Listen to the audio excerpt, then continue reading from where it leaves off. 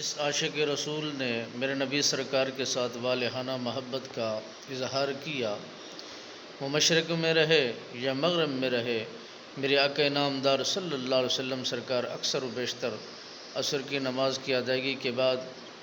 ملک شام کی طرف اپنے گریبان کو کھول کر وہ ٹھنڈی ہوا لیا کرتے تھے۔ تو صحابہ کرام نے عرض کیا کہ یا رسول اللہ صلی اللہ علیہ وسلم، آپ عصر کے بعد اس طرف منہ کر کے ملک کرن کی طرف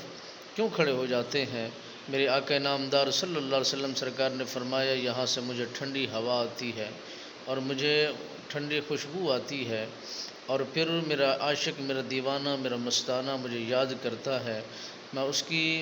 پکار کو، اس کی فریاد کو پہنچتا ہوں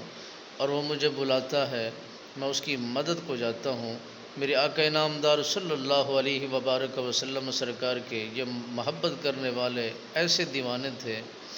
کہ ہر لمحہ جب تک آقا نامدار صلی اللہ علیہ وسلم سرکار کے حسن و جمال کو دیکھ نہیں لیا کرتے تھے تو زندگی کا آگے سفر نہیں کیا کرتے تھے، اور جن کی کیفیت یہ تھی کہ جب بھی چرواہوں کے یہ کام کرتے تھے، اصل میں یہ اونٹ چرایا کرتے تھے، چروایا تھے، تو جب جنگلات میں یہ جا کر اللہ کی عبادت میں مشغول ہو جایا کرتے تھے، عرش کے فرشتے ان کے جانوروں کی دیکھ بھال میں اتر جایا کرتے تھے، اور وہ چروائے بن کے کھڑے ہو جاتے تھے اور یہ عابد بن کے کھڑے ہو جایا کرتے تھے، عبادت میں مشغول ہو جایا کرتے تھے۔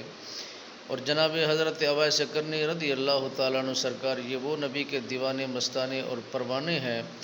جنہوں نے میرے آقا نامدار صلی اللہ علیہ وسلم سرکار کے ساتھ والہانہ محبت کا خوب اظہار فرمایا، اور محبت کرنے میں رئی کے ذرے کے برابر بھی کوئی کمی نہیں چھوڑی۔